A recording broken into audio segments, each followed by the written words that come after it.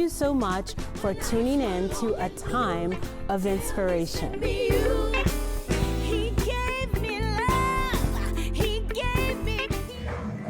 Good evening. My name is Guichard, artist, curator, co-owner of Gallery Guichard. And I'm Frances Guichard, artist, curator, and co-owner of Gallery Guichard with my amazing husband, Andre. Thank you. This is a live taping for Virtual Exhibition Catalog number 53, entitled For the Culture, featuring the amazing work by Derrick Burnett from Dallas, Texas. Tonight is a wonderful night and it's a celebration. We're excited to be back here at Gallery Guichard during the 20th year anniversary of the Bronzeville Art District Art Tour, featuring double-decker buses. Let's give it up for Bronzeville, 20 consecutive years of art tour right here in the community that has over 80 years of art movement. So we're standing on sacred ground. But before we get into introducing our amazing artists, this event could not happen tonight without our sponsors. So I'm going to ask Frances to introduce our first sponsor. Well, I want to make sure everyone understands without our sponsors, we cannot do this. And it is so important that we give our sponsors their due. Let's introduce Karen Fair. Karen, come on up. I want you to say a few words about a beautiful organ and tissue donation. Good evening. Thank you so much for having us. I am Karen Fair, and I work for Pivotal, Organ and Tissue Donor Network. And that's something that's not talked about that frequently in our community. We're located on 79th and Cottage Road, right here in the Chatham community. And we have people that look just like us working there. So we are there to demystify, educate, and inform about the importance of being a registered donor in our community in the state of Illinois. Truth is, we are on the list of human organs. So let's get on the list of also human organs. And if you have any questions or misconceptions, that's really what we're here for, to educate and to inform. Like when you go to the DMV and they ask you, would you like to be a registered donor? And it's usually just like yes or no, and you click the box. You feel a little bit intimidated, you feel a little rushed, you're not really sure. So we're here to just kind of educate and make you feel in a safe space to be able to make those informed decisions. So thank you for taking a moment, and thank you so much for having us here today. Thank you. I would also like to thank our other sponsor, State Farm, Dewan Johnson Bell. She's in Hyde Park, so please pay her a visit in the Hyde Park Bank. And her name is Dewan Johnson Bell with State Farm. Thank you to our sponsors. Thank you, Brett. And before we sit down, I'd be remiss if I didn't acknowledge Javon. Let's give it a big round of applause for Javon. And I do have to acknowledge one of my oldest friends, and not in age, but in time. I've known Jesse Richardson since I was 2 years old. We grew up on the same block. And when I tell you that block was full of artists, musicians, real estate brokers, it was a village that a lot of us grew up in that really speaks to what communities can do and produce. So let's give a big round of applause to Jesse Richardson and his amazing saxophone. We also have outside Malik Shabazz from 106.3 and also Rick at Night in the rear gallery. So now we can get ready to get busy, but we have to acknowledge our media sponsor and partner, A Time of Inspiration. Now let Frances talk about A Time for Inspiration and all of the media platforms that this virtual exhibit platform will be seen on. A Time of Inspiration is doing amazing things. They are also on Spotify, Apple TV, and also Can TV. So you can catch our shows on Can TV, and they repeat over and over again. So you guys are part of this, so let's make it fun tonight. Let's go ahead and get started. And we are excited to talk with an old friend. And I'll say an old friend because we met Derrick about 13 years ago. And he, along with another artist here, Logan Hamilton, we are happy to see too, were part of an amazing program, the Bombay Sapphire Artisan Series. It was a 10-year run where Bacardi was the sponsor, and they created a program for artists to submit their work. We did over 6,000 art submissions per year, and every year for 10 years, we took 15 artists to Art Basel, and they had the chance down in Miami, Scope Miami Beach, to showcase their work where the star shops. Jay-Z, George Lucas, all got to see, and Derrick Burnett was the Dallas, Texas winner. And we met him and was blown away with his work, which was, the winning piece was a version of a master plan. And that is ironic that he brought a recreation for that. So I'm gonna kick off with my first question. What was the inspiration for this iconic piece? And how can you take something that already had a splash and give it even more pizzazz? Growing up right here close to the city, I'm from Gary, Indiana. I'm not from Chicago. However, my father is a South Sider. He grew up here in the city, and I traveled back and forth to the city to see my family. I would see graffiti, and I remember in the 80s, the first time I heard Eric B. and Rakim drop Thinking of a Master Plan, which is from the song Paid in Full. From that point on, I loved that song. That song is the epitome of hip hop for me, and it is the song that kind of pushed my creativity as a young youth. From that point on, I loved that song. I loved hip hop, and I wanted to do more and more works based on that. When I heard that lyric, you know how you can rap a song word for word? Paid in Full by Eric B. and Rakim is that song that I can literally rap from beginning to end without missing a single word. From that point on, I knew that hip hop would be a part of my life. Nice. Awesome, Derrick. You know, I have to say, your work is so amazing, and I love with the hip hop and the graffiti style. And there's a piece in the window that I kind of want to know about because it looks so encouraging, and it just makes me feel good about young African American boys. The piece that she is referring to, that Francis is referring to, is the piece behind us. It features 4 of my previous students who were on my wrestling team. I am a wrestling coach in South Oak Cliff, Dallas. Those young men were part of my team.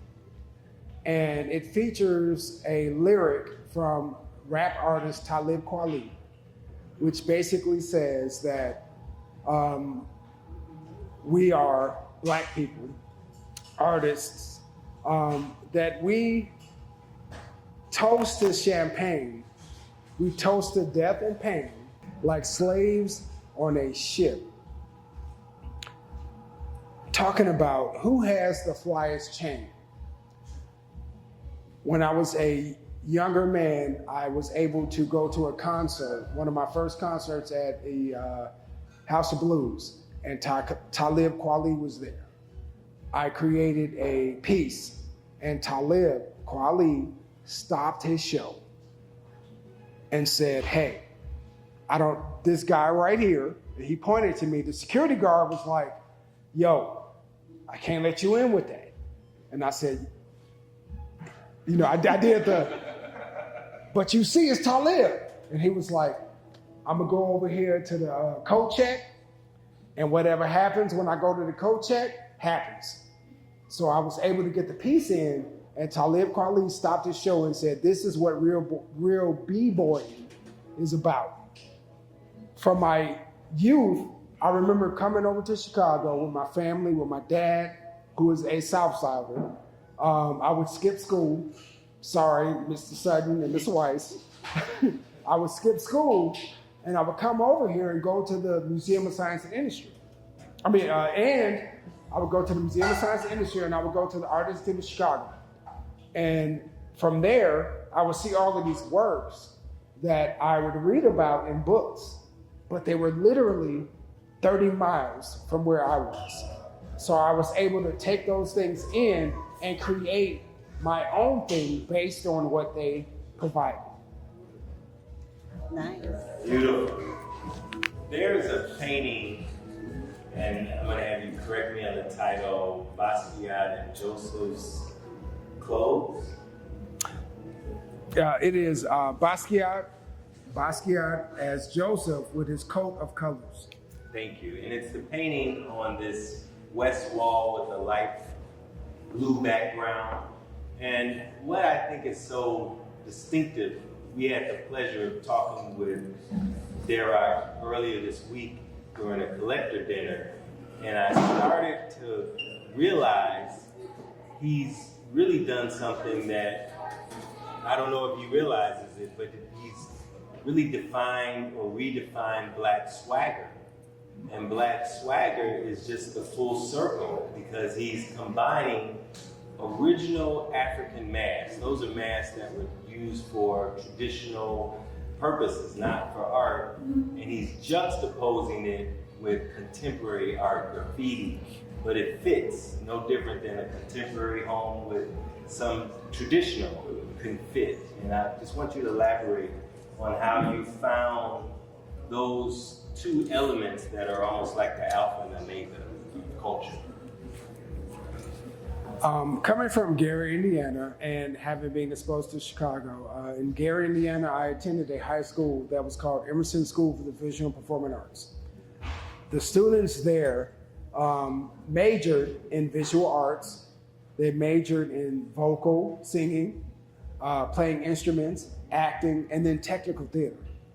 And we were pushed to the utmost level of how high you can achieve in high school. So this is pre-AP, right?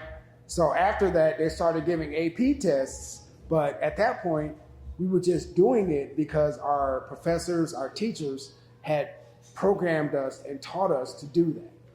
Mr. Sutton, who is Emerson, Ms. Weiss, Ms. Adanasi, these teachers from Gary, Indiana, were professional artists who taught us how to look at art differently. So once I got to the point where I saw this mask, I realized that masks hide our identity, or it protects us, or it allows you to become someone who you usually are not. And from that point, I looked at Basquiat as kind of like this untouchable guy, right? But I recognized that Basquiat is from the African diaspora. Him being from the African diaspora, I wanted to tap into what he was creating. And if you look at his body of work that he left post his death, and I'm sorry that he passed, but from that point on, I wanted to draw inspiration from Africa. I didn't want to necessarily look specifically and only to westernized art. I wanted to look at African art. I wanted to look at what our ancestors left behind. And from that point, I began to look at, okay, these are masks. And when I would skip school, I'm sorry, but when I would skip school, I would take the South Shore to Chicago, go to the Museum of the Art Institute of Chicago, which was free for students. If you had an ID, you can get in for free. So people couldn't say they saw me doing anything in Gary. I wasn't there. I was literally in Chicago looking at artwork. And from that point, I looked at the African mask. I looked at the Egyptian mask. I looked at Chinese, Japanese culture. And from there, I decided, yo, Africa is dope. Africa is amazing. And I wish that I had more experience with Africa. But my teachers at Emerson School for the Visual and Performing Arts made sure that we had a connection directly to Africa. These teachers who were not African American, but were European. And they made sure that we tapped into Africa. They made it a point to show us, hey, you may not know it, but your people, the people you come from Africa. They were kings, they were queens, they were artisans. They did bronze sculptures, silver sculptures, gold sculptures. They painted, they created things out of wood. And from that, I decided to tap into Africa first. And then that is why you see the masks around this particular gallery. Oh, that's awesome. Let's give them a round of applause for that one.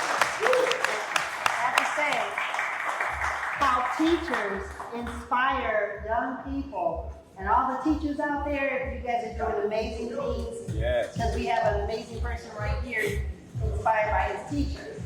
And you just never know how you will mold or shape a person, to be inspired to do what they do. And even though he skipped school, he was still learning. He did his own practice. He's like, the school's not going to give it to me. I'm going to go get it myself. Yeah, absolutely. There we go. So you have that series, of course, that looks like hip hop and graffiti, and it looks like skateboards. Can you tell us a little bit about that series? Absolutely. I am a huge hip hop fan. During the 90s, late 80s, hip hop, we grew up with it. Those people who are in my area, in my genre, in the same age group, we grew up with hip hop as the soundtrack for our lives. The first time I heard Public Enemy, the first time I heard Beastie Boys, the first time Def Jam produced all of this music, I identified with it immediately. And one of my favorite artists is Gang Starr. There's an artist, rap artist who has passed. His name is Guru. But his partner continues to produce. And those pieces that are on this wall back here are called Above the Clouds. So Guru and Premier is the producer who worked with Guru. He made these songs called Above the Clouds. From Above the Clouds, there was a young African-American male who was beaten and killed by other black police officers in Memphis. And from that, I felt a certain way. My friend right here, his name is Mike Davidson, we went to high school together. He showed me how to skateboard. Introduced me to Red Hot Chili Peppers. And I gave him 3 6 Mafia. But from that interaction, I learned and he learned. And we have been friends since we were 12 years old. But from that, I learned how skateboarding and other things who are counterculture to what is considered regular black people stuff, this young man lost his life because a jealous police officer and other men of color killed him. So I started to look at, okay, Above the Clouds was a song by Guru and Premier.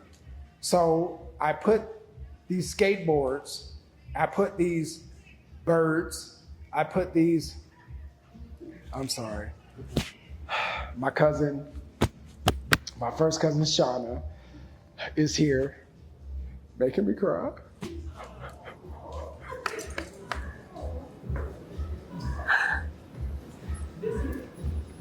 Take your time.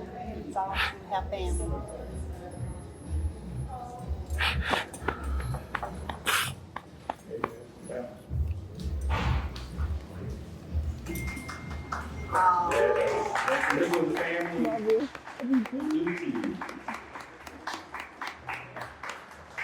That is special. All right, let me get myself together. All right. From that, I just started to look at hip hop differently. And as the years changed, as the music changed, as the genre changed, you know, one of my daughters, I have two daughters, 14 and 11. One of my daughters was like, "Have you ever done illegal graffiti?" Yeah. Yeah, like I've done spray paint under bridges. Yeah, throw my name on places that I should not. I don't want you to do that, but I come from that. And from there, whatever I have been taught, whatever I have seen, I was a student at the Art Institute of Chicago down the street. From that point, I just learned so much about art from my high school experience and from my early high school experience that Above the Clouds, it meant so much to me because it was counterculture. And hip hop is counterculture. Nobody thought that hip hop would continue on. They thought hip hop was only going to be around for about 5 years or so. Hip hop is the biggest, rap is the biggest genre ever, bigger than rock and roll. We're talking about overseas. No matter what country you go into, they have people who rap. My daughter, who is 14, is big into BTS. She loves BTS, but BTS raps. BTS does dances based off of what? Hip hop and New Jack, which was our genre when we grew up. Awesome. They always say there's a story behind every painting. And of course, every single painting there is a story. But I'm curious about the painting on the east wall with the woman in the hat and the cigar.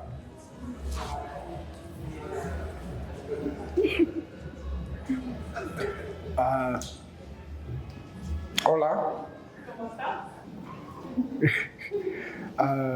Pero mujer es mi esposa. This is April. Her name is also Caliente. So April and I, we ride Harley Davidsons. We both have motorcycles. We ride those motorcycles, and that is her portrait that is on the back wall over here with the black hat. It was a lot going on in my life in the last couple of years, which produced this artwork. I was going through a divorce. I was going through surgery as well. Believe it or not, y'all, I was almost 500 pounds. And I was gonna die.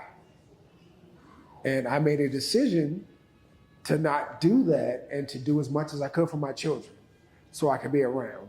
And in the midst of that, I met this woman who was like, "Yo, you're dope. You make art.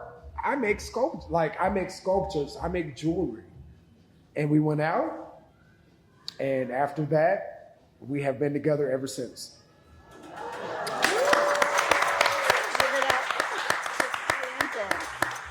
So on the set, as it's called, the motorcycle set, her name is Caliente, and my name is Derrock, D-Rock. That's what I go by. But I'm thankful for her. Thankful for her for pushing me forward, and also for my brother Logan Hamilton, who is here with his beautiful wife Aisha, and my friend Michael Davidson, who's over here. You know, these people have been in my life for years, and I'm grateful that I have had them to push me forward. And Shauna, who is my cousin, who I love, who I used to call Shauna Nana Lou. Thank you for being here. It means so much.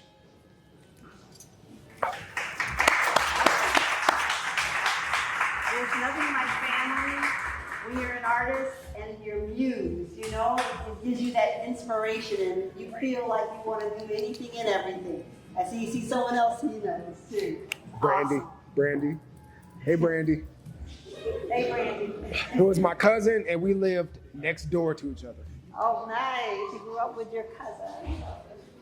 She is sitting right in front of, or standing in front of the painting I'm going to ask about.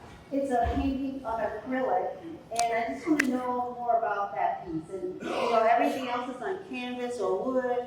Why is that one only on acrylic? One of my biggest influences is Romare Bearden. Romare Bearden did collages. This particular case, as COVID was ending in our school, they had these acrylic dividers. If you remember, they wanted masks, they wanted to divide people to make sure that you're not breathing on other people. And then they, at the end of COVID, when they discovered that, hey, we're okay, nobody else is getting sick, they had all of these acrylic pieces.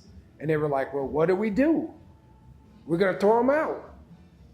And we were like, well, I work in South Oak Cliff, Dallas. If many of you watch TV, you probably have heard of Oak Cliff in Texas. That's where I work.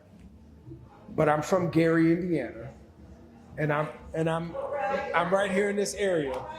Oh, so also Phyllis, hey, Eartha, hey. So these are my family members that are here. Thank you guys so much for coming. I appreciate you.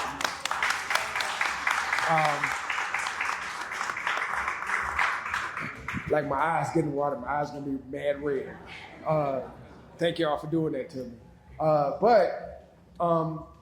As I began to go out and see these things, like art, if you give us material that people are throwing away, a true creative can make more of that. And I believe personally that God has given us the spirit of creativity. And when you are able to tap into that, that puts you the closest to the creator. When you are able to tap into things that nobody else sees, that nobody else knows, but you have a particular vision about that, that is what the creator does. That is what God does. He pushes you into those areas because he knows you are going to do something that other people are going to connect with. That when I speak, when God speaks, he speaks with words and they become real.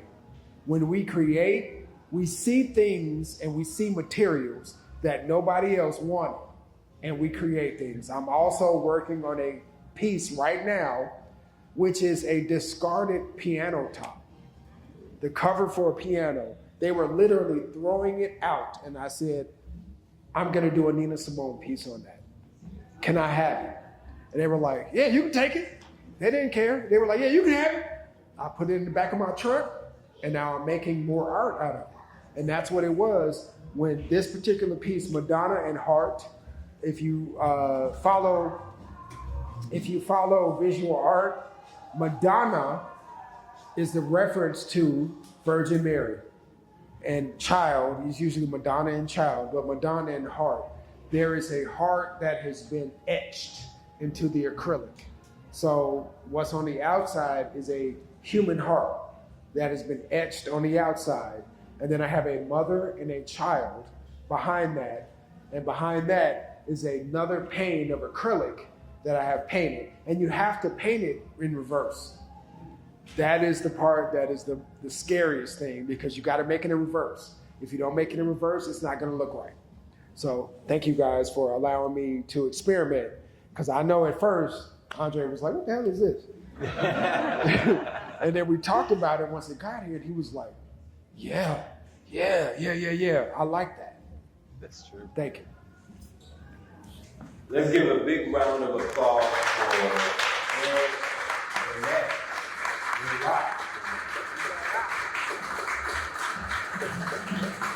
We are extremely excited to create these kind of platforms to allow you to get close, because it's not often that you really know the inspiration behind a creative piece, and listening to how life sometimes create some of the best work, but then we get the benefit from that experience. So this next part of the event and the talk is where you get to ask questions.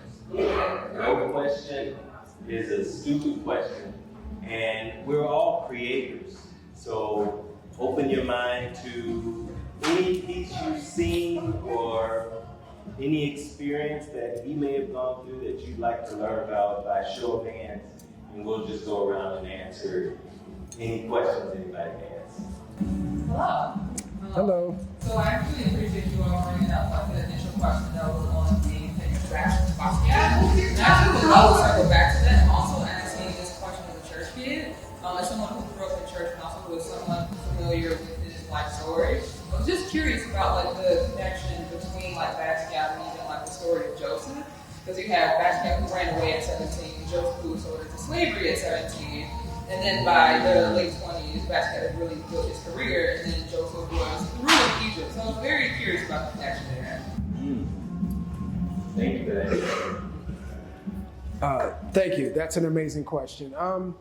So I started looking at Basquiat years ago.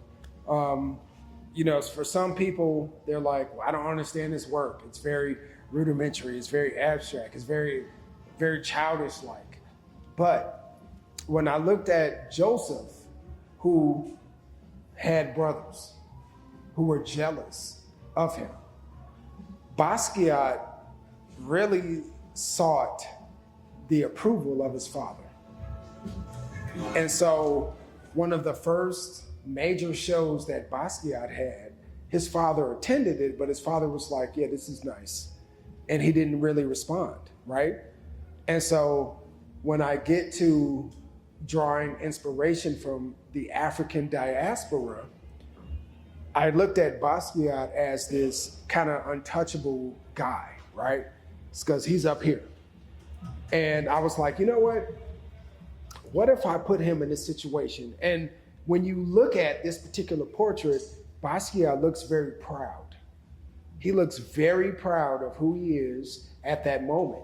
And he should have been proud of who he was at that moment because, excuse me, y'all, he was the shit at that point, right? And when we look at Joseph, Joseph had taken on in the Bible this whole persona of he was literally number 2 to the Pharaoh. The Pharaoh was like, yeah, I understand that. But what did Joseph have to say about it? He's turning to Joseph to figure out, what do I do? What do we need to do? So Joseph has this amazing color, this amazing coat of colors, and his brothers were jealous and they threw him into a pit and they left him in that pit.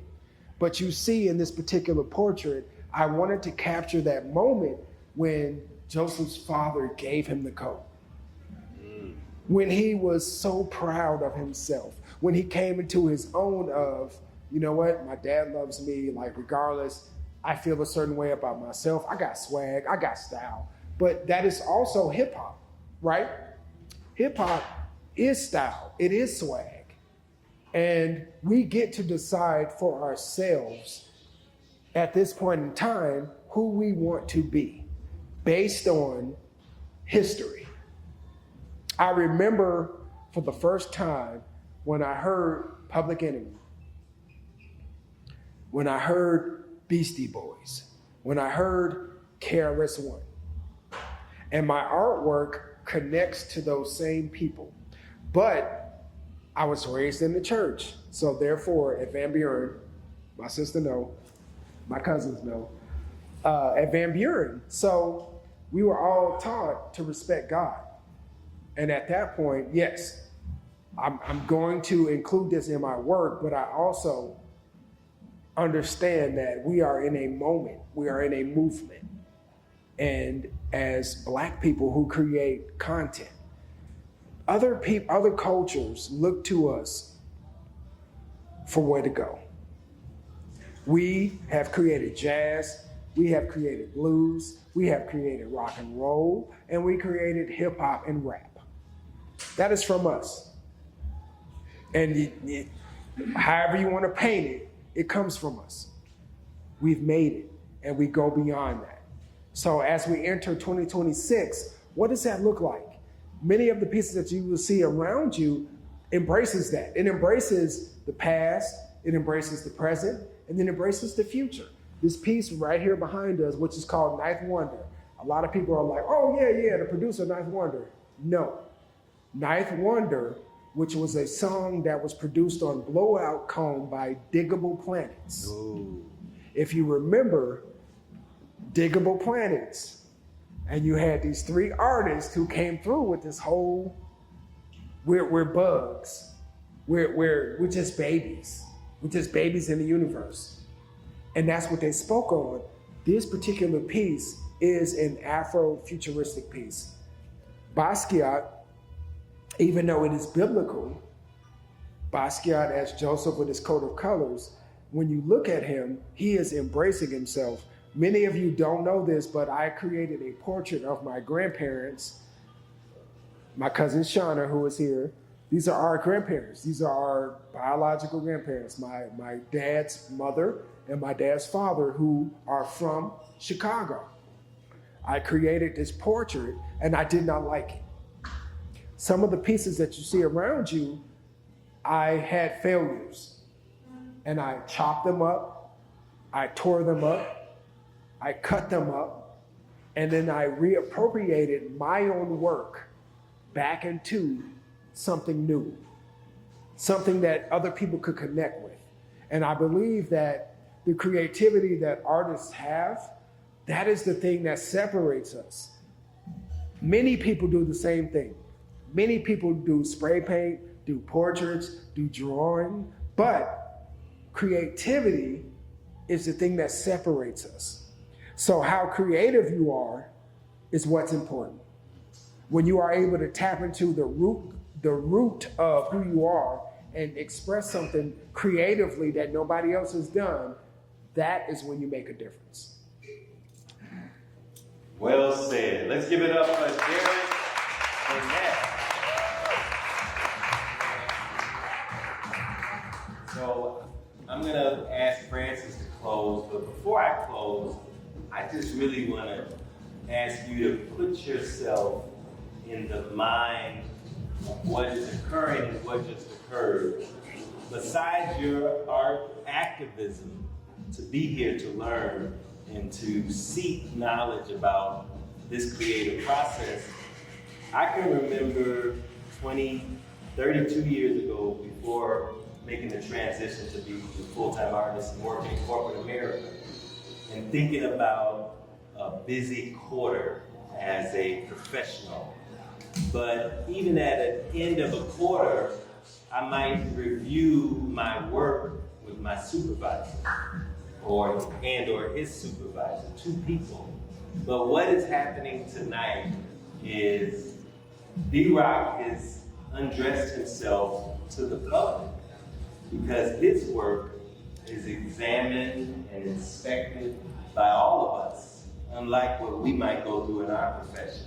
So it not only takes courage, but being willing to go through life and allow his life circumstances to produce what you see. These are all many volumes that he's created for all of us to share. So if any of them speak to you, this is a very rare moment to find something that's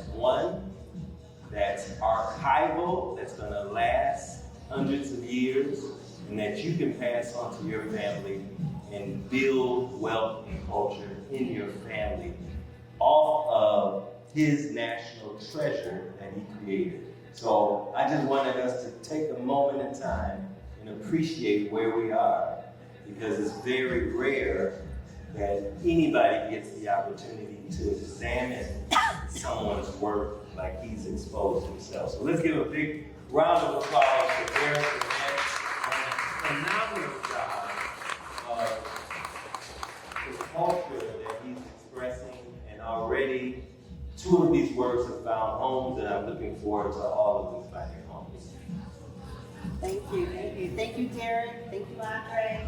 Again, Derrick's work is amazing. Please take a piece home with you tonight. Make sure you spread the word. This work will be here until August. We will move into the next show, and we will do the Bronzeville Art District Art Tour, July, August, and September. So this is a fun summertime. Come on out. I also want to make sure that if anyone is interested in any of the work, it will be on our website. Actually, it is on our website, and they can see the work at www.galleryguichard.com. And you also can go to the Matterport, and you can move around in Matterport. And just like you're here in the gallery, touch the tabs, and it will give you the label information. And this is another way of experiencing the exhibition, deck number 53. That's right. After the show is over. Spread the word, buy art. See art, love art, buy art, and live with original art. See you next time at Gallery Guichard. Thank you. Thank you so much for tuning in to A Time of Inspiration.